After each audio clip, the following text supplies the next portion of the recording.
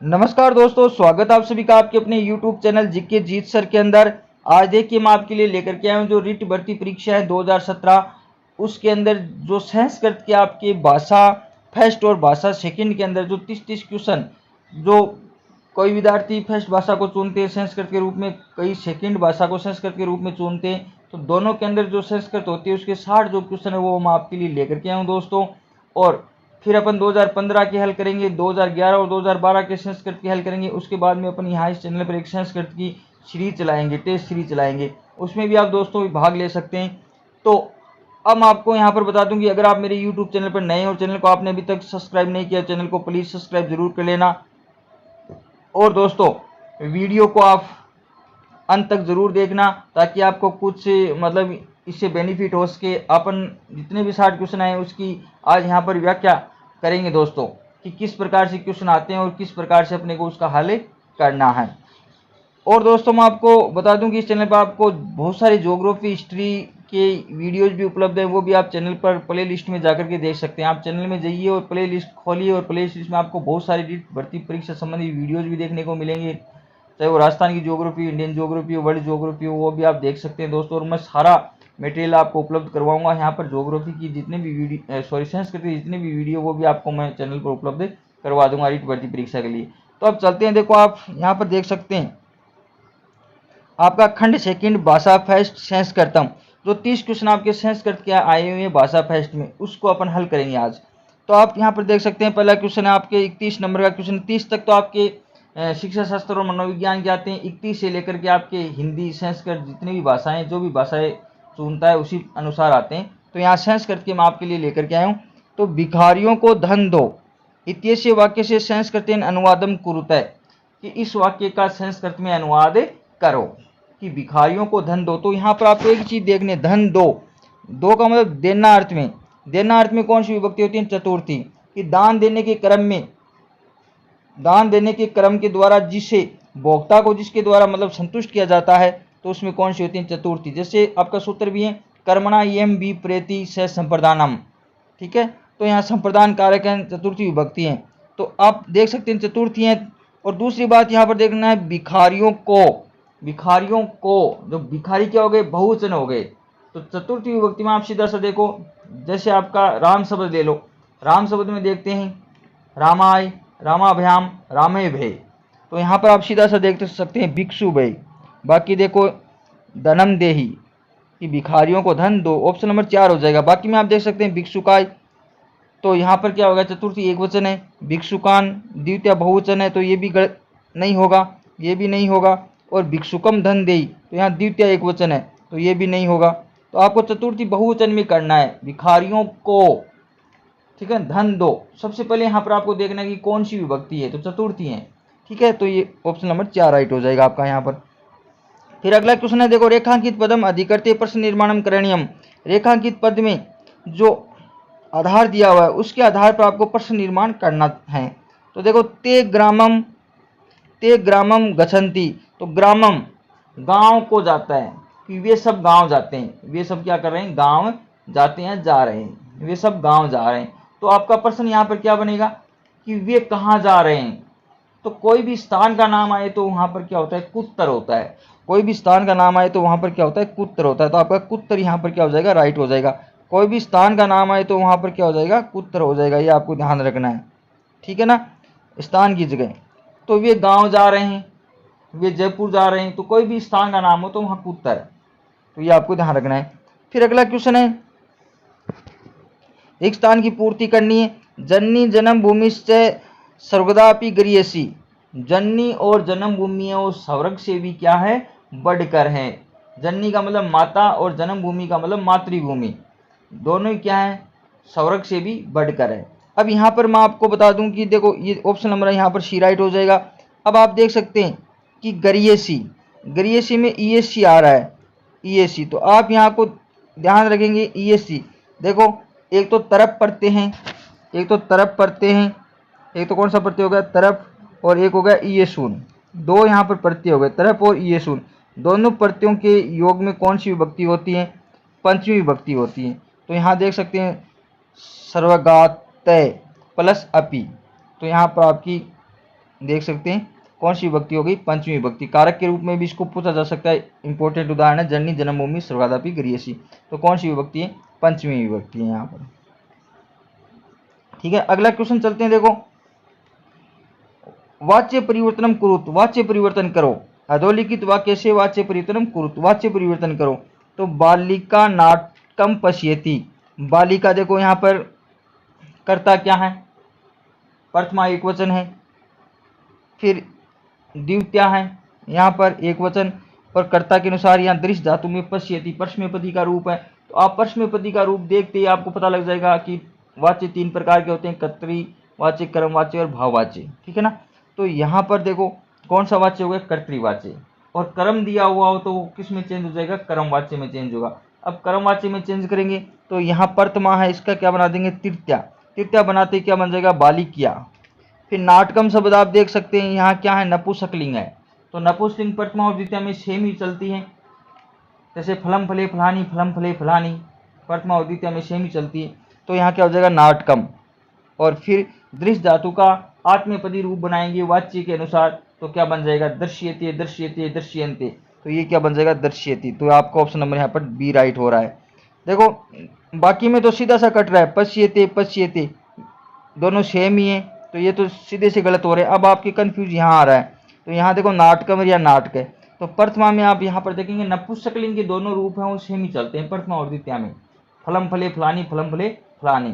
ठीक है, तो आपका ये तो गलत हो जाएगा यहाँ पर, यहाँ देखते ही पता लग जाएगा, ये हो जाएगा ऑप्शन नंबर राइट। और वाच्य परिवर्तन मैंने अच्छी प्रकार से पढ़ा रखे हैं, आप देख सकते हैं चैनल पर जाकर के वीडियो को, और बहुत सारे उदाहरण भी अपन हल करने वाले हैं वाच्य परिवर्तन के, मैंने वीडियो डाल रखा, प्ले लिस्ट में जाकर के देख सकते हैं। संस्कृत की प्ले लिस्ट है, संस्कृत व्याकरण ऐसे लिखा हुआ है, उसमें आप जाकर देख सकते हैं। फिर देखो अगला है वाक्यमिदम संशोधित, किस वाक्य को आपको संशोधित करना है, शुद्ध करना है। यहाँ पर स अक्षिणा कान है, देखो वह आँख से काना है, तो वह क्या है, आँख से काना है। तो देखो अंग विकार योग में कौन सी विभक्ति होती है, तृतीया होती है। यनांग विकार है, यनांग विकार है, अंग विकार के योग में तृतीय विभक्ति होती है। तो यहाँ पर कई बार आ जाता है नेत्रेण काणे, या तो पूछा है कि नेत्रेण, या तो बनता है यहाँ तृतीय में नेत्रेण, या बनेगा आपका अक्षणा, अक्षणा काणे, अक्षणा बनेगा। ठीक है, तो देखो आपका ये राइट हो जाएगा, स अक्षणा काणे, वह आंख से क्या है, काना है, तो अक्षणा आएगा, बल्कि ये नहीं होंगे, ये गलत हो जाएंगे। ठीक है, फिर अगला क्वेश्चन चलते हैं। देखो अगला क्वेश्चन आपके सामने यहाँ पर आ रहा है। देखो संस्कृत की शिक्षण विधियों के 15 क्वेश्चन आते हैं, 3 टॉपिक है, एक टॉपिक मैंने पूरा उपलब्ध करवा दिया है, उसके क्वेश्चन भी मैंने चैनल पर उपलब्ध करा दिए हैं, वो आप देख सकते हैं। तो अब देखो यहाँ पर आपका दिया हुआ है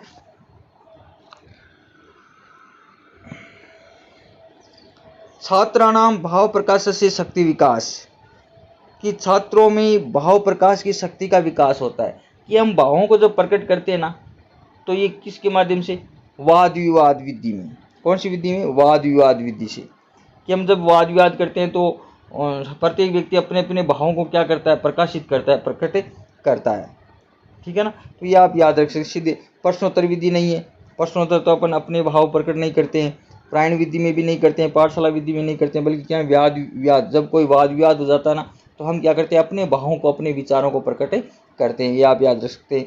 फिर अगला क्वेश्चन है भारतीय संस्कृति संरक्षण का पद्धति नित्रामुक्ता भवती, कि भारतीय संस्कृति के संरक्षण के लिए कौन सी पद्धति है वो सबसे ज़्यादा उपयुक्त होती हैं। तो कौन सी होती है सबसे ज़्यादा उपयुक्त, यहाँ पर आप देख सकते हैं 37 नंबर का आपका यहाँ पर क्वेश्चन है। तो यहाँ पर आप देख सकते हैं ऑप्शन नंबर आपका क्या हो जाएगा, बी राइट हो जाएगा, परंपरागत पद्धति। देखो परंपरागत पद्धति के बारे में आपको यहाँ पर बता दूं कि परंपरागत जो पद्धति है उसको हम कई नामों से जानते हैं, कई नाम है परंपरागत पद्धति के। उसको हम क्या कह सकते हैं, मौलिक विधि, प्राचीन विधि भी कह सकते हैं। और इसके अंदर अगर हम बात करें तो पाठशाला पद्धति, ठीक है, पाठशाला पद्धति, गुरुकुल परंपरा, गुरुकुल पद्धति, कई नामों से जानते हैं इसको। ठीक, तो इसकी बात करें तो ये सबसे प्राचीन विधि है। और संस्कृत, इसका जो मुख्य उद्देश्य है संस्कृत अध्ययन, संस्कृत जो अध्ययन है उसके द्वारा ज्ञान का अर्जन करना इसका मुख्य उद्देश्य है। और अगर मुख्य उद्देश्य की बात करें तो भारतीय संस्कृति का अपन ज्ञान को अर्जन करके, ज्ञान को प्राप्त करके और एक दूसरी पीढ़ी को देना, उसको हस्ताक्षरित करते हुए और भारतीय संस्कृति का परीक्षण करना इसका मुख्य उद्देश्य है। इसके अलावा इसका मुख्य उद्देश्य क्या है? 4 जो पुरुषार्थ है उसकी प्राप्ति करना है। तो ये सारे इसके क्या है? उद्देश्य हैं दोस्तों। तो इसके कई नाम है, आपको मैंने बता दी। परंपरागत, प्राचीन, मौलिक विधि, पाठशाला पद्धति या गुरुकुल पद्धति। तो ये आप यहाँ पर देख सकते हैं। फिर अगला क्वेश्चन है, शिक्षणे सौलभ्य संपादनमिति कस्या पद्धति उद्देश्य अस्ति। इस शिक्षण में जो अच्छी प्रकार से उपलब्धता का संपादन कौन सी पद्धति में होता है? तो कौन सी पद्धति में होता है? पाठ्य पुस्तक पद्धति में। कौन सी पद्धति में? पाठ्य पुस्तक पद्धति में। तो इस पद्धति की अगर हम बात करें तो इसका जो समर्थक है वो कौन है? वेस्ट महोदय। कौन है? वेस्ट महोदय। पाठ्य पुस्तक पद्धति। देखो, कोई भी चीज़ जो पाठ्य पुस्तक में दी होती है, ठीक है, जो भी उपलब्ध होती है उसको हम अच्छी प्रकार से दूसरों को क्या कर सकते हैं? बता सकते हैं, ठीक है। तो शिक्षणे सौलभ्य संपादनम, जो उपलब्ध है उसको अच्छी प्रकार से उपलब्ध है उसका हम क्या करना? संपादित करना। हम किसके द्वारा कर सकते हैं? पाठ्य पुस्तक के द्वारा ही कर सकते हैं। तो वेस्ट महोदय हैं, वो इसके समर्थक माने गए हैं। तो ये भी आप ध्यान रख सकते हैं यहाँ पर। फिर 39 का क्वेश्चन है, कै शिक्षण सिद्धांत मानसिक विकास से तीव्र गति में आदाती। कौन सा शिक्षण सिद्धांत मानसिक विकास में तीव्र गति को धारण करता है? तो कौन सा है कि मानसिक विकास किसके द्वारा ज्यादा होता है? तो यहाँ पर आप देख सकते हैं बहुत ही सहक्रियता सिद्धांत। कौन सा सिद्धांत हो जाएगा? सहक्रियता सिद्धांत। जो हम क्रिया का जो सिद्धांत है, क्रियाशीलता का जो सिद्धांत है, उनसे क्या होता है? मानसिक विकास होता है, तेज गति से होता है मानसिक विकास। हम ज़्यादा से ज़्यादा कोई क्रिया करेंगे तो मानसिक विकास क्या होगा? सबसे ज़्यादा तेज होगा। तो ये आप यहाँ पर ध्यान रख सकते हैं। अगला क्वेश्चन है, कै सिद्धांत क्रियाशील सिद्धांत इति नामना ज्ञायते। कौन सा सिद्धांत है वो क्रियाशीलता के सिद्धांत के नाम से जाना जाता है? तो कौन सा सिद्धांत? आपका अभ्यास का सिद्धांत। कौन सा सिद्धांत है? अभ्यास का सिद्धांत। ये क्रियाशीलता का सिद्धांत है, आप ध्यान में रख सकते हैं। कई बार एग्जाम में क्वेश्चन पूछा जा सकता है, कई बार मतलब पूछते हैं एग्जाम के अंदर, अभ्यास का सिद्धांत क्रियाशीलता के नाम से इसको जाना जाता है। तो आ गई होगी यहाँ पर आपको बात समझ में। फिर देखो चलते हैं अगले क्वेश्चन में। अगला क्वेश्चन आपके सामने 41 का क्वेश्चन है, कति विधिषु कौशलेषु नैपुण्य संपादनम भाषाया सांकेतिक प्रयोजनम अस्ति। कितनी विधियों में, कितनी विधि कौशलों में नैपुणता संपादन की भाषा का सांकेतिक प्रयोजन है? तो कौशल कितने प्रकार के होते हैं? 4 प्रकार के होते हैं। तो चतुर्विधिषु, मैंने आपको बताया सर्वपल्ले 4 कौशल होते हैं, मैंने ये पढ़ा भी रखा है कौशलों वाला पूरा। तो ये आप देख सकते हैं। सर्वपल्ले श्रवणम, वदनम या भाषणम, पठनम और लेखनम, ये क्रम वाइज है सर्वपल्ले। तो श्रवणम, वदनम, पठनम और लेखनम, ये 4 क्या है? कौशल है, आपकी भाषा के कौशल है। तो ये आपको ध्यान रखना है। फिर अगला देखो, छात्राणाम द्वितीय लक्षिता अधिगम विशेष किम नामना कौशलम अस्ति। कि दूसरा कौशल यहाँ पर कौन सा है छात्रों में सीखने का? तो दूसरा कौन सा है? मैंने अभी बताया था सर्वपल्ले। सर्वपल्ले 4 कौशल है, श्रवणम, वदनम, पठनम, लेखनम। एक क्वेश्चन ऐसा आता है, अब की बार भी पूछा जाएगा, तो ये आप क्रम याद कर लीजिए। सर्वपल्ले तो कौन सा हो जाएगा? देखो, पहला श्रवणम, दूसरा वदनम। वदनम को क्या कर सकते हैं? भाषणम, या इसको सहभाषणम। तो कौन सा हो जाएगा? भाषण कौशलम। दूसरा कौशल कौन सा है? भाषण कौशलम। फिर देखो अगला क्वेश्चन आपके सामने, वर्ण उच्चारण शिक्षण नेन कस्य नियमित प्रशिक्षणम भवति। कि वर्णों के उच्चारण शिक्षण से किसका नियमित प्रशिक्षण होता है? किसका नियमित प्रशिक्षण होता है? तो किसका होता है? स्वर यंत्र से। स्वर जो यंत्र होते हैं उनका सबसे ज़्यादा क्या होता है? प्रशिक्षण होता है। बोलने के जितने भी अपने यंत्र हैं, जिसको हम कोई भी वर्णों का उच्चारण करते हैं, जिसका ज़्यादा उपयोग किया जाता है, तो उसका सबसे ज़्यादा विकास होता है। फिर अगला क्वेश्चन है, अधिगम प्रक्रिया के साम विशेष भूमिका अस्ति। अधिगम प्रक्रिया में सबसे ज़्यादा विशेष भूमिका किसकी होती है? तो किसकी होती है सबसे ज़्यादा विशेष भूमिका? तो दृश्य उपकरण की, दृश्य श्रव्य उपकरणों की, श्रव्य उपकरणों की और दर्श पत्रकाणाम किसकी होती है? तो कोई भी हम सीखते हैं, अपने जो सीखने की प्रक्रिया है उसमें सबसे ज़्यादा भूमिका किसकी होती है? हम देखकर भी सीखते हैं और सुनकर भी सीखते हैं। तो सुनने वाले यंत्र भी काम में लिए जाते हैं और देखने वाले यंत्र भी काम में लिए जाते हैं। तो दोनों हो जाएगा दृश्य श्रव्य उपकरण नाम। जितने भी दृश्य उपकरण है और जितने भी क्या है श्रव्य उपकरण है, दोनों का देखने वाले और सुनने वाले जितने भी उपकरण हैं उसको हम काम में लेते हैं। फिर है मस्तिष्क यंत्र अपर नाम किम। मस्तिष्क यंत्र का दूसरा नाम क्या है? तो अपने मनुष्य का जो कंप्यूटर है वो किसको कहा जाता है? मस्तिष्क को कहा जाता है। और इस कारण इसका क्या हो जाएगा? सगणकम। सगणकम। सगणकम। सगणकम का मतलब क्या होता है? कंप्यूटर होता है। अगला क्वेश्चन आपके सामने, मूल्यांकन छात्र से पूर्णतया किम मापयितुं शक्यते। मूल्यांकन के द्वारा छात्रों की पूर्ण रूप से क्या माप सकते हैं? क्या माप सकते हैं? व्यक्तित्व माप सकते हैं। कि मूल्यांकन से हम क्या मापते हैं? व्यक्तित्व मापते हैं। तो ये आपको ध्यान रखना है, क्या माप सकते हैं? व्यक्तित्व माप सकते हैं मूल्यांकन के द्वारा। ठीक है ना, ये ध्यान में रखना है, व्यक्तित्व है। फिर अगला क्वेश्चन है, बहुश्लोक कंठस्थीकरणम कस्याम परीक्षायाम अपेक्षते। कि बहुत सारे श्लोकों को कंठस्थीकरण करना कौन सी परीक्षा में अपेक्षा की जाती है? कौन सी परीक्षा में काम में लिया जाता है? तो कौन सी परीक्षा में? कोई भी हम श्लोकों को याद करते हैं, शब्दार्थों को याद करते हैं, तो ये किस में? अंताक्षरी। अंताक्षरी परीक्षा के अंदर जब हम कोई भी अंताक्षरी करते हैं तो अपने को अंताक्षरी के अंदर क्या आना चाहिए? बहुत सारे श्लोक याद होने चाहिए, कंठस्थीकरण होना चाहिए, आना चाहिए, है ना। तो अंताक्षरी परीक्षायाम हो जाएगा इसका। फिर अगला क्वेश्चन है, साक्षात्कार का परीक्षा आयोजित है। साक्षात्कार में, इंटरव्यू के अंदर कौन सी परीक्षा आयोजित की जाती है?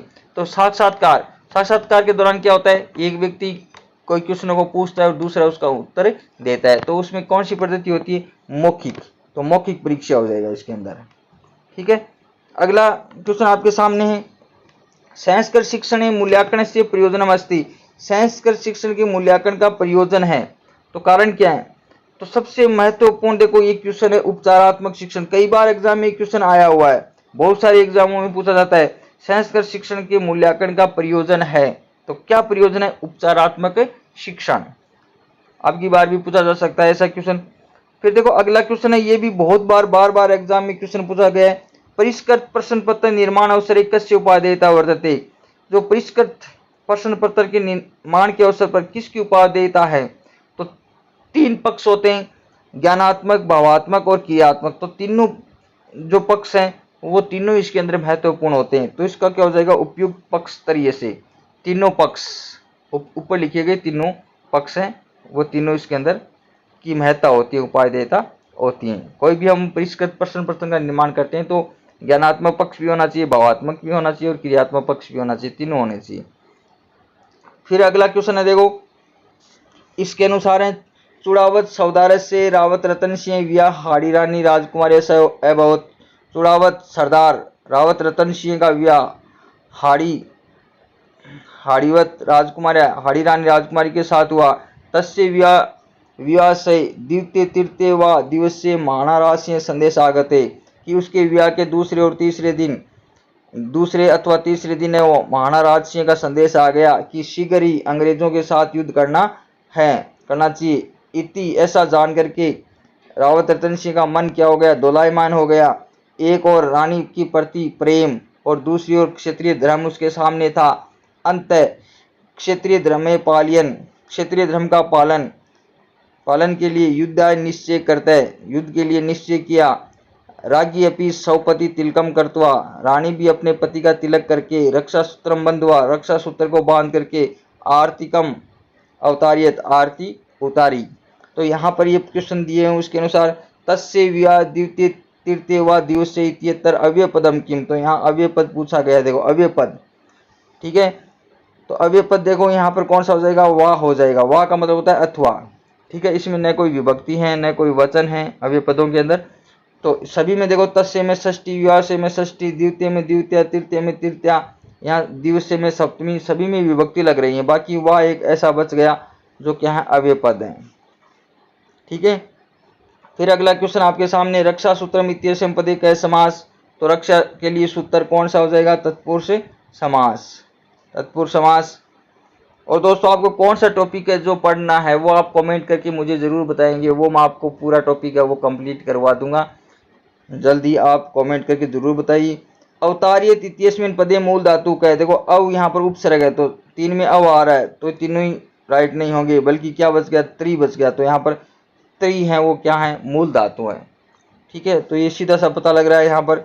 फिर अगला क्वेश्चन आपके सामने, पालियन इतियतर के प्रत्यय, तो देखो अन आ रहा है लास्ट में, तो यहाँ पर आपको एक देखना है, देखो ल्यूट प्रत्यय में अन शेष रहता है, लेकिन ए न पूरा आएगा इसमें, और न का आप याद रखना मैं आगे लगेगा, नपुंसकलिंग में लिखा जाएगा। जैसे पट प्लस ल्यूट आएगा तो क्या बन जाएगा, पटनम बन जाएगा, पटनम।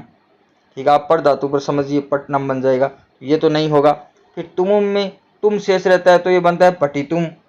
फिर सानच में आन या मान शेष रहता है, जैसे सेव प्लस मान, सेवमान, ये आत्मनेपदी धातु के साथ लगता है तो सेवमान, सेवमाना, सेवमानम, इस प्रकार से बनता है। और सत्री प्रत्यय में आप याद रखेंगे, देखो सत्री प्रत्यय में आपके शेष क्या रहता है, अत्ते, नपुंसकलिंग में अत्ते, अन्य और अंति, और अंति ये शेष रहते हैं, अंति, ये आप याद रख सकते हैं। अत अन अंति सत्री प्रत्यय में आपके शेष रहता है, तो जैसे पट प्लस सत्री आ गया, पट प्लस सत्री आ गया। ठीक है, तो यहाँ पर क्या बनेगा, पठत, पठन और पठंती, क्या बन जाएगा, पठंती बन जाएगा। ये आप यहाँ पर याद रख सकते हैं। तो आप यहाँ पर देख सकते हैं अन आ रहा है, तो अन आ गया ना, पाल्य प्लस अन आ रहा है, तो यहाँ पर जैसे पठन बनता है उसी प्रकार पालियन बन रहा है, तो कौन सा हो जाएगा, यहाँ पर सत्री प्रत्यय हो जाएगा। तो ये आप याद रख सकते हैं, सत्री प्रत्यय। अगला है युद्धा इत्येतर का विभक्ति, युद्धाय में कौन सी विभक्ति है, तो सीधा सा पता लग रहा है युद्धा, जैसे रामाय, रामाय में कौन सी होती है, चतुर्थी होती है, तो चतुर्थी विभक्ति है। फिर अगला क्वेश्चन है, भवती इत्यस्य विधिलिंग लकारे रूपम भवती, विधिलिंग लकार का रूप होता है, तो देखो भवती लट लकार एक वचन का है, तो विधिलिंग लकार में क्या हो जाएगा, भवेत, भवेताम, भवेयु, तो ये भवेत हो जाएगा। फिर जानन्ति इति पदे मूल धातु कै, जानन्ति इति पदे मूल धातु कै, इसमें मूल धातु कौन सी है, तो कौन सी हो जाएगी, ज्ञा धातु, जानाति, जानितै, जानन्ति, इस प्रकार से रूप चलते हैं लट लकार में ज्ञा धातु के। फिर अगला है मार्गदर्शक इत्यस्य पद से स्त्रीलिंग रूपम भवती, तो आप यहाँ पर देख सकते हो कै आ रहा है आगे, कै स होता है, स का स्त्रीलिंग क्या होता है, सा होता है, उसी प्रकार कै का क्या हो जाएगा, का हो जाएगा। तो आपको सीधा सा पता लग रहा है, देखो मार्गदर्शिका, बाकी में किसी में नहीं है। ठीक है, तो ऑप्शन नंबर डी राइट हो रहा है। धर्म इति पद से विलोम शब्द है कै, तो धर्म का क्या हो जाएगा, अधर्म है, धर्म का क्या हो जाएगा, अधर्म, विलोम शब्द। फिर तदा प्राय से जनानाम मनसी इत्येतर बहुवचन पदम किम, कि यहाँ पर बहुवचन पद कौन सा है, तो देखो यहाँ पर देख सकते हैं, आपको सीधा पता लग रहा है, जनानाम, जैसे रामानाम होता है उसी प्रकार से क्या हो जाएगा, जनानाम। षष्ठी विभक्ति बहुवचन में रामस्य रामियो रामानाम बनता है, उसी प्रकार ये क्या हो जाएगा, जनस्य जनानाम, सॉरी जनियो जनानाम, तो ये क्या हो जाएगा, बी ऑप्शन आपका यहाँ पर राइट हो जाएगा। तदा अव्यय पद है, प्राय से भी है, मनसी में सप्तमी विभक्ति है, तो ये भी नहीं होगा, ये भी नहीं होगा, ये भी नहीं होगा, ये हो जाएगा जनानाम, जैसे रामानाम बनता है उसी प्रकार से। तो आप एक दूसरे का अंदाज लगा करके आप शब्द रूप और धातु रूप तो याद कर ही लीजिए, उससे आपके बहुत सारे क्वेश्चन है वो सही हो जाएंगे। जैसे शब्द रूप में अकारांत, इकारांत, उकारांत, ऋकारांत, तकारांत, ये जो शब्द रूप हैं आप याद कर लीजिए, इससे बहुत सारे आपको फायदा होने वाला है। फिर चलते हैं, देखो यहाँ पर आपका भाषा सेकंड संस्कृतम 30% है, उसको हल करते हैं। देखो यहाँ पर आपका 61 नंबर का क्वेश्चन है, संस्कृत अध्यापनाय भंडाकर मतानुसार का पद्धति उपकारिका बहुत, कौन सी पद्धतियाँ उपकारिका है भंडाकर के मतानुसार संस्कृत पढ़ने के लिए, अध्यापन के लिए। तो देखो भंडाकर विधि को हम कौन सी विधि बोलते हैं, व्याकरण अनुवाद पद्धति, कौन सी विधि बोलते हैं, व्याकरण अनुवाद पद्धति कहते हैं भंडाकर विधि को। ठीक है, ये जो लॉर्ड मेकाले हैं उसकी शिक्षा नीति के साथ ही इसका विकास हुआ था, ये भी आपको ध्यान रखना है। और इस विधि के जो प्रवर्तक हैं वो कौन है, डॉक्टर रामकृष्ण गोपाल भंडारकर, डॉक्टर रामकृष्ण गोपाल भंडारकर है। और समर्थन इसका किसने किया था, वामन शिवराम आप्टे ने इसका समर्थन किया था। और इस विधि के अंदर रटने की अपेक्षा बोध शक्ति के ऊपर विशेष बल दिया जाता है, इस पर बोध शक्ति पर विशेष बल दिया जाता है, और एक व्याकरण और अनुवाद दोनों के ऊपर इसमें बल दिया जाता है। ये आप विशेष रूप से ध्यान रखेंगे दोस्तों। ठीक है, तो इसको व्याकरण अनुवाद विधि या इसको क्या कह सकते हैं, भंडारकर विधि कहते हैं, जो रामकृष्ण गोपाल भंडारकर ने ये विधि दी थी। और ये पाश्चात्य पद्धति है। और मैंने आपको बता दिया वामन शिवराम आप्टे ने इसका समर्थन किया था। और डॉक्टर भंडारकर ने यहाँ पर 2 पुस्तकें लिखी थी, एक मार्गोपदेशिका और संस्कृत मंदिरांत प्रवेशिका, 2 पुस्तक लिखी थी। और केवल व्याकरण और अनुवाद द्वारा सरल ढंग से पढ़ाने पर इसमें बल दिया गया और बोध शक्ति जागृत करने पर, अभ्यास पर इसमें ज़्यादा बल दिया गया, रटने पर ज़्यादा बल नहीं दिया गया इस विधि के अंदर। तो ये आप देख सकते हैं। और इसका जो उद्देश्य है भाषा कौशल की दक्षता प्राप्त करना, इसका सबसे मुख्य उद्देश्य है, ये भी आप देख सकते हैं। अगला क्वेश्चन आपके सामने, कस्या पद्धतो शिक्षणम सर्वमौखिकम आसीत, कि कौन सी पद्धति में शिक्षण सर्वमौखिकम आसीत, कि मौखिक सबसे ज़्यादा कौन सी पद्धति में, तो कौन सी पद्धति के अंदर, तो इसके अंदर आपका ऑप्शन नंबर क्या हो जाएगा, ए राइट हो जाएगा, परंपरागत पद्धतों। कौन सी विधि हो जाएगी, परंपरागत विधि हो जाएगी। ये आपको मैंने आपको पहले भी बताई थी, परंपरागत विधि पाठशाला जिसको गुरुकुल विधि ये कहा जाता है, सबसे प्राचीन विधि है। और इसके अंदर सबसे ज़्यादा बल किस पर दिया जाता है, मौखिक के ऊपर। तो आपने सुना होगा पहले जो गुरुकुल होते थे, गुरुकुलों में जो भी शिक्षा विद्यार्थियों को दी जाती थी उसको मतलब मौखिक रूप से शिक्षा दी जाती थी। तो प्राचीन या परंपरागत जो पद्धति है तो उसमें मौखिक रूप से शिक्षा दी जाती थी। शिक्षण कार्य वो मौखिक, सारा जो शिक्षण कार्य है वो मौखिक रूप में किया जाता था। मतलब शिष्य होते थे, गुरु होते थे, वो मौखिक रूप से बताते थे और उसी प्रकार से उसको शिक्षा दी जाती थी। तो ये आप याद रख सकते हैं। फिर अगला क्वेश्चन है, भाषा अध्ययनार्थम अंतिम पर्यतन भवति, भाषा अध्ययन का अंतिम पर्यतन होता है तो कौन सा होता है। देखो मैंने पहले भी आपको बताया था, सर्वपल्ले, सर्वपल्ले आप याद रख सकते हैं, सर्वपल्ले, श्रवणम वदनम पठनम लेखनम। तो अंतिम कौन सा होता है, लेखन होता है, लेखन कौशल। तो भाषा अध्ययनार्थम अंतिम पर्यतन, भाषा अध्ययन का अंतिम पर्यतन कौन सा होता है, लेखनम, लेखन होता है। ठीक है, तो ये आप याद रख सकते हैं।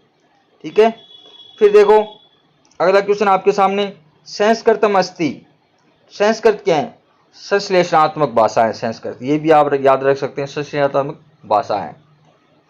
ठीक है, छोटे छोटे को तो जोड़ करके हम क्या करते हैं, एक बड़ा शब्द बनाते हैं। तो ये क्या है, संश्लेषणात्मक भाषा। संश्लेषण का मतलब होता है जोड़ना, विश्लेषण का मतलब होता है अलग अलग करना। फिर अगला क्वेश्चन है देखो, श्याम फलकस्य अधिक का अधिक उपयोगम निमित्तम प्रासम कस्मिन् सिद्धान्ते अस्ति, कि श्याम फलक बोल्ड है उसका अधिक से अधिक उपयोग और परामर्श किस सिद्धांत में, तो कौन से में है। ज़्यादा से ज़्यादा हम बोल्ड का यूज कहाँ पर करते हैं, रुचि सिद्धांत। कौन सिद्धांत में, रुचि सिद्धांत में। क्योंकि हम बोल्ड का जब उपयोग करते हैं तो जो एक तो हम व्याख्यात्मक उपयोग करते हैं, व्याख्या अगर पढ़ाते समय करते हैं तो विद्यार्थी क्या हो जाते हैं, बोर हो जाते हैं। और अगर हम साथ में बोल्ड का यूज करते हैं तो उसमें रोचकता है वो बनी रहती है, रुचि बनी रहती है। तो रुचि सिद्धांत है। अगला क्वेश्चन आपके सामने, वाग रूपम भावम प्रकटम इति युक्ते किम, वाणी रूपी भाव को प्रकट करना। ठीक है, किस कौन से में, कौन से कौशल में होता है, भाषणम लेखनम पठनम श्रवणम। तो वाणी रूपी भावों को प्रकट करना कौन सा कौशल हो जाएगा, तो ये आपका ऑप्शन नंबर 1 हो जाएगा, भाषणम। कोई भी हम भाषण देते हैं, देखो सर्वपल्ली वदनम या इसको भाषणम कह सकते हैं। तो भाषणम के अंदर क्या हो जाएगा, वाणी रूपी भाव को हम क्या करते हैं, प्रकट करते हैं। जब हम कोई भाषण देते हैं ना, उस समय क्या होता है कि अपनी वाणी को हम भावों के रूप में क्या करते हैं, प्रकट करते हैं। तो ये बहुत ईजी सा है। फिर अगला है, लौकिका नाम ही साधु नाम वाग्नुवर्तति इत्यादम पदम कुतम गृहीतम। लौकिक नाम ही साधु नाम वाग्नुवर्तते, देखो क्या अर्थ हो गया, लौकिक विद्वानों की वाणी अर्थ का अनुसरण करती है। लौकिक विद्वानों की वाणी, देखो लौकिका नाम, साधु नाम का मतलब विद्वानों की, वाक का मतलब वाणी, अर्थम का मतलब अर्थ का, अनुवर्तते का मतलब अनुसरण करती हैं, कि लौकिक विद्वानों की वाणी अर्थ का अनुसरण करती हैं। आगे ये पूरा श्लोक है, देखो ऋषिणाम पुनराधानाम वाचनम अर्थो अनुधावती, किंतु ऋषियों की वाणी के पीछे अर्थ चलता है, ऋषियों की वाणी के पीछे अर्थ चलता है। ये कहाँ से ग्रहण किया गया है, उत्तर रामचरितर से ये ग्रहण किया गया है, जो बहुभूति के द्वारा लिखा गया है। किसके द्वारा, बहुभूति के द्वारा लिखा गया है। तो ये आप याद रख सकते हैं, बहुत ही बढ़िया सूक्ति है। लौकिका नाम ही साधु नाम अर्थम वाग्नुवर्ती, लौकिक विद्वानों की वाणी अर्थ का अनुसरण करती हैं, किंतु ऋषियों की वाणी के पीछे अर्थ खुद चलता है। फिर अगला क्वेश्चन है, छात्र श्रवण अपेक्षा पठनेम अधिक ज्ञान समुपार्जयन्ति इति परामर्श विद्यते, कि छात्र श्रवण की अपेक्षा, सुनने की अपेक्षा पढ़ने से अधिक ज्ञान को उपार्जित करते हैं या प्राप्त करते हैं, ये परामर्श हैं। तो ये किस में है कि पढ़ने में अधिक ज्ञान उपार्जित करते हैं, तो ये कौन से कौशल में हो जाएगा? पठन कौशल में हो जाएगा। कौन से कौशल में हो जाएगा? पठन कौशल में हो जाएगा। अगला क्वेश्चन आपके सामने, आकाशवाणी इति किम प्रकारम साधनम। आकाशवाणी है वो कौन से प्रकार का साधन है? दर्शे, सर्वे, श्रवण दर्शे और क्रिया साधनम। आकाशवाणी का मतलब क्या हो गया? रेडियो। तो रेडियो के द्वारा हम क्या कर सकते हैं? केवल सुन सकते हैं, तो ये सर्वे साधनम हो गया, सर्वे साधनम। तो ये आपके समझ में आ गया होगा। फिर देखो, पाठ्य पुस्तक निर्माणम आंतरिक पक्ष से सिद्धांत भवति। पाठ्य पुस्तक निर्माण के आंतरिक पक्ष का सिद्धांत होता है कि जब हम कोई भी पाठ्य पुस्तक का निर्माण करते हैं तो आंतरिक पक्ष का सिद्धांत होता है। देखो, रोचकता भी होनी चाहिए। अगर हम कोई पाठ्य पुस्तक का निर्माण करते हैं तो उसमें रोचकता भी होनी चाहिए। कोई भी हम पाठ्य पुस्तक, उसमें उद्देश्य भी होना चाहिए और व्यावहारिकता भी होनी चाहिए। तो ये ऑप्शन राइट हो जाएगा। पूर्वोक्तरीय भी तीनों होने चाहिए। उद्देश्य भी होना चाहिए कोई भी पाठ्य पुस्तक, उसमें रोचकता भी होनी चाहिए और व्यावहारिक भी होना चाहिए। ठीक है। अगला क्वेश्चन आपके सामने, रिक्तस्थान पूर्णम सत्य असत्य निर्णय। रिक्तस्थान को पूरा करना, सत्य असत्य और बहुसाधन प्रश्नात्म, बहुविकल्प वाले प्रश्न, इत्येते प्रकार कस्या परीक्षायां सन्ति। ये सभी प्रकारों कौन सी परीक्षा में होता है? तो ये वस्तुनिष्ठ परीक्षा है। जो परीक्षा क्या होती है? वस्तुनिष्ठ होती है। उसके अंदर अंताक्षरी में भी नहीं होता है, निबंधात्मक रूप में भी नहीं होता है, सलाका में भी नहीं होता है, बल्कि किस में होता है? वस्तुनिष्ठ में। इसमें सत्य असत्य वाले प्रश्न होते हैं और बहुविकल्प वाले प्रश्न होते हैं और रिक्तस्थान वाले प्रश्न पूछे जाते हैं। फिर अगला क्वेश्चन है, शिक्षा क्षेत्र उपचार इति शब्द से को अर्थ। उपचार का अर्थ क्या है? तो ये भी बहुत इजी सा है। देखो, सर्व विधि दोषानम निराकरणम, सभी विधियों के दोषों का क्या करना? निराकरण करना। उपचार का मतलब क्या होता है? निराकरण करना। तो सीधा सा आपको पता लग रहा है, सर्व विधि दोषानम उपचारानम। फिर अगला क्वेश्चन है, देखो 73 का क्वेश्चन है, ये तो गलत क्वेश्चन आया हुआ है।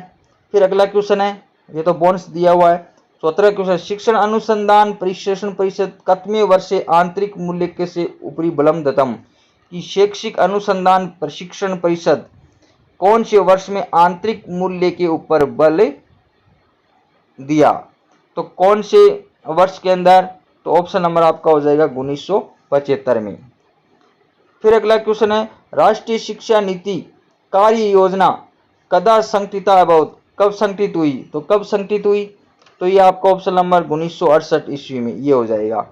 फिर अगले क्वेश्चन में चलते हैं। देखो, मही बुझो इति पदे का विभक्ति। मही बुझो, महान बुझाएं। तो इसमें कौन सी विभक्ति है? षष्ठी विभक्ति है। इसमें षष्ठी विभक्ति है।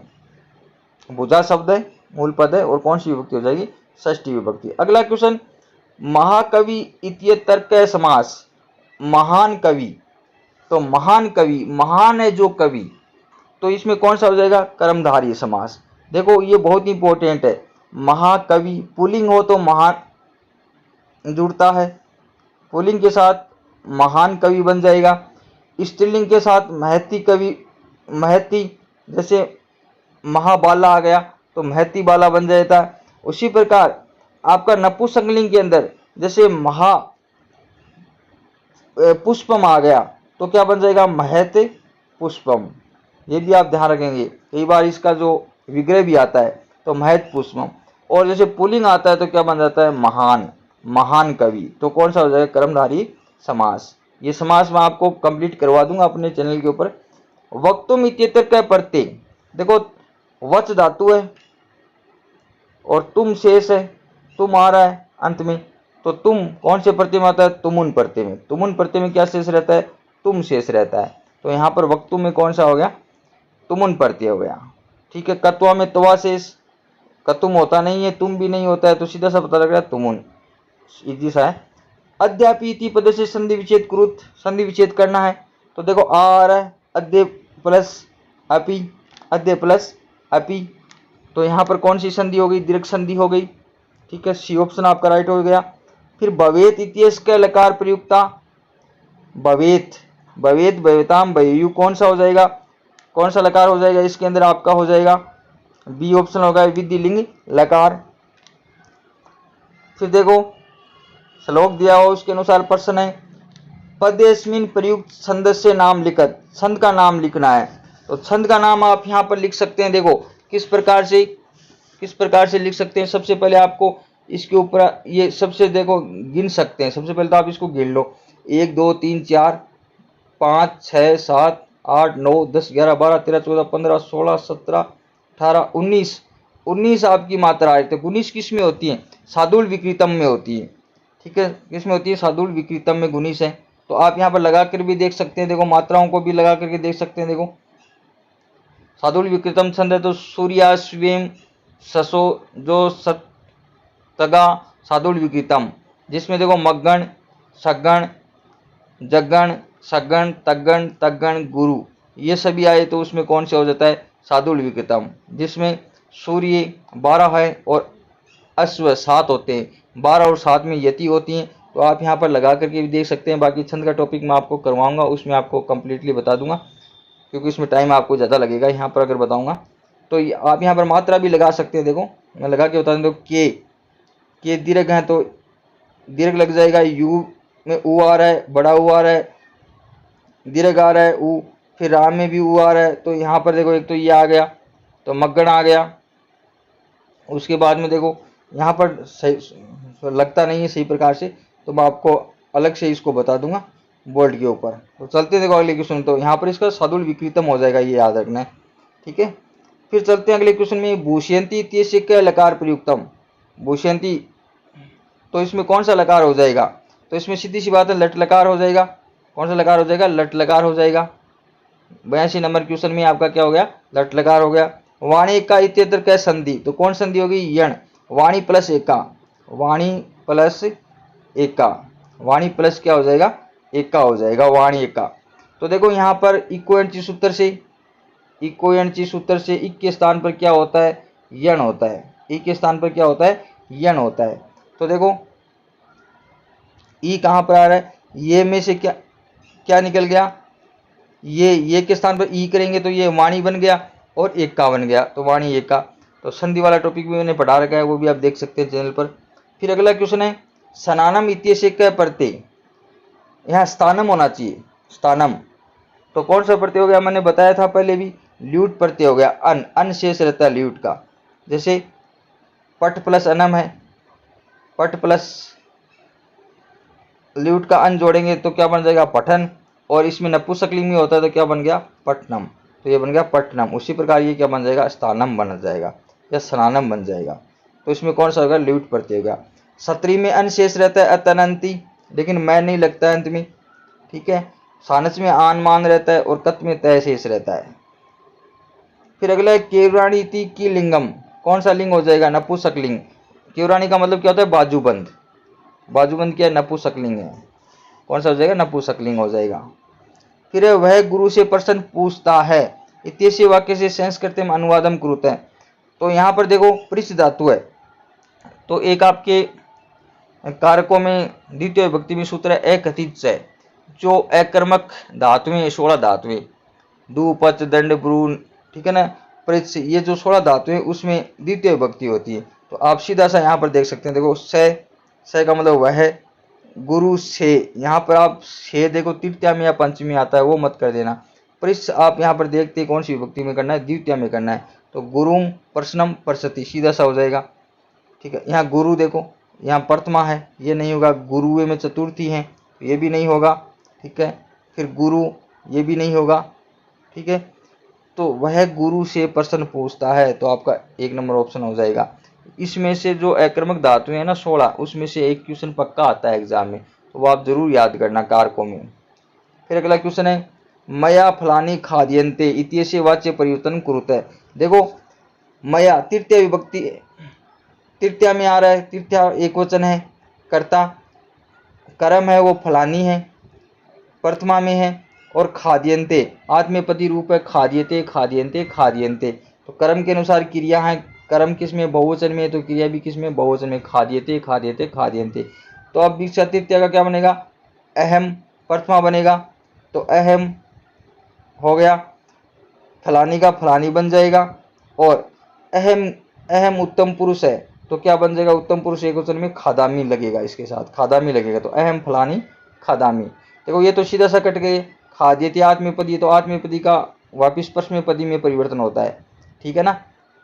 तो ये भी कट गया, ये भी कट गया, ये भी कट गया, तो सीधा सा ये आपका राइट हो रहा है परस्मैपदी रूप वाला। इसमें ज़्यादा सोचने वाली भी बात नहीं है, ठीक है। फिर अगला क्वेश्चन है वश्यवाच्य, आप देख सकते हैं मैंने बोर्ड पर पढ़ा रखा है अच्छी प्रकार से।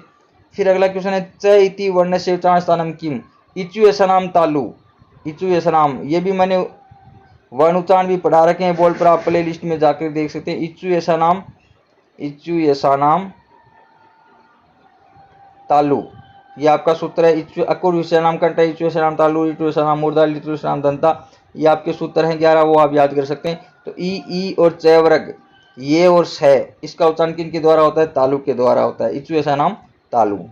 अक्कु विषय नाम कंठ है, ऋतुल ऐसा नाम दंत है, ठीक है। और जीवा मूल्य से जीवा मूलम, तो आप याद रख सकते हैं। फिर अगला क्वेश्चन है स तस्य अनुगस्ती, तो देखो अनुगम धातु है, तो यहाँ पर द्वितीय विभक्ति है अनु, तो यहाँ पर द्वितीय विभक्ति में करेंगे तो तम अनुगस्ती, स तम अनुगस्ती बन जाएगा। ऑप्शन नंबर आपका डी राइट हो जाएगा इसके अंदर। फिर अंतिम आज का क्वेश्चन अपना है, देखो सत्संगति किम न करोति पुषाम, तो कथ्य, ये देखो श्लोक है, सत्संगति कथ्य किम न करोति पुषाम, एक स्थान पूरा करना है सुक्ति के द्वारा, तो कहो सत्संगति क्या नहीं करती है पुरुषों का, तो कथ्य सही हो जाएगा। दोस्तों ये 60 क्वेश्चन थे जो आपके रीट 2017 में आए हुए हैं संस्कृत के भाषा फर्स्ट और सेकंड में। कल अपन 2015 के, उसके बाद 2012 और 11 के सभी क्वेश्चन यहाँ पर हल करेंगे। उसके बाद में आपकी टेस्ट सीरीज चलाएंगे इसी प्रकार से बोर्ड के द्वारा, वो भी आप यहाँ पर देख सकते हैं संस्कृत दोस्तों। तो धन्यवाद दोस्तों, और चैनल पर नए तो चैनल को जरूर सब्सक्राइब करना और वीडियो को अंत तक जरूर देखना और दोस्तों को शेयर भी जरूर करना।